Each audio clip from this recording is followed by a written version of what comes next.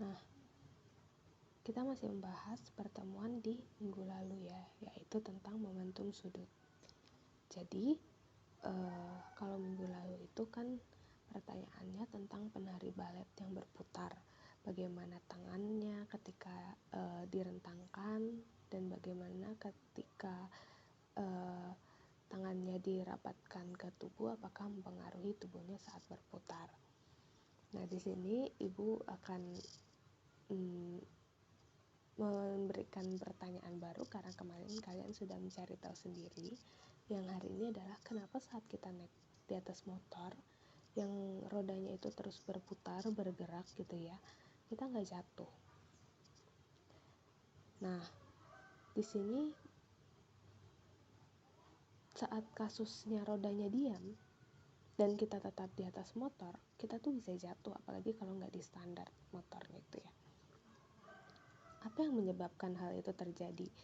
Nah, benda yang bergerak itu kan ditandai dengan adanya momentum.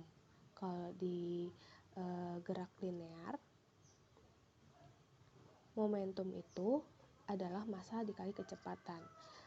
Momentum ini adalah materi di kelas 10 terakhir sebetulnya ya. Ibu kurang tahu kalian sudah belajar atau belum, tapi ini kalau misalnya pun belum, kita coba dijelaskan di sini ya. Jadi momentum itu adalah massa dikali kecepatan. Ada sebuah benda ini kan pasti memiliki massa ya. Nah, makanya jadinya massa yang bergerak. Yang bergerak itu artinya dia memiliki kecepatan. Jadi momentum itu massa dikali kecepatan, atau ketika sebuah benda bergerak itu dia pasti ada momentum gitu. Kalau geraknya muter kayak mana dong? Kalau geraknya muter itu massa itu di gerak linear kan namanya massa, tapi kalau misalnya di gerak rotasi dia inersia. Nah, terus habis itu kalau kecepatan di gerak linear itu kecepatan, kalau di gerak rotasi kecepatan sudut.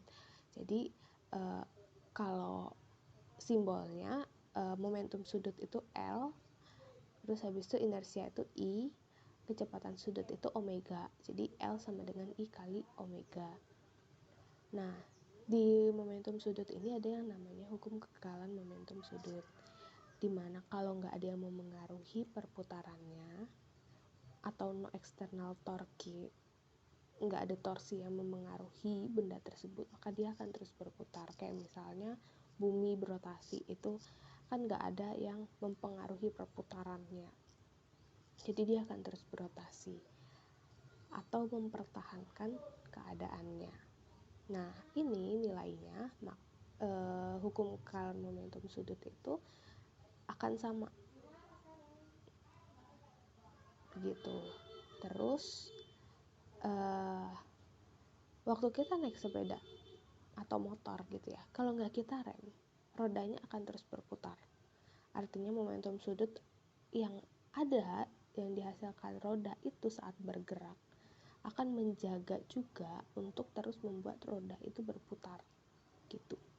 Jadi kita nggak jatuh. Tapi kalau kita rem atau rodanya tuh kena gesekan waktu lewat lubang gitu ya, kayak misalnya lagi dari jalan mau ke mana ya, sekampung ke metro lewat Batanghari gitu kan ya, lubang-lubang. Nah, momentum sudutnya itu mengecil gitu dan kita bisa jatuh. Oke, itu tadi momentum sudut. Sekarang energi kinetik rotasi dan menggelinding ya pada roda. Roda bertranslasi, apa artinya? Artinya itu roda hanya gerak linear tanpa rotasi, dia gerak lurus ke depan gitu aja ya. Nah, energi kinetik translasi itu setengah mv kuadrat. Nah, kalau roda berputar itu artinya apa? Artinya itu dia berotasi di tempat aja, dia nggak jalan ke depan. Terus energi kinetiknya gimana? Kalau yang tadi translasi itu kan setengah mv kuadrat. Nah, kita lihat ya, kalau di benda berputar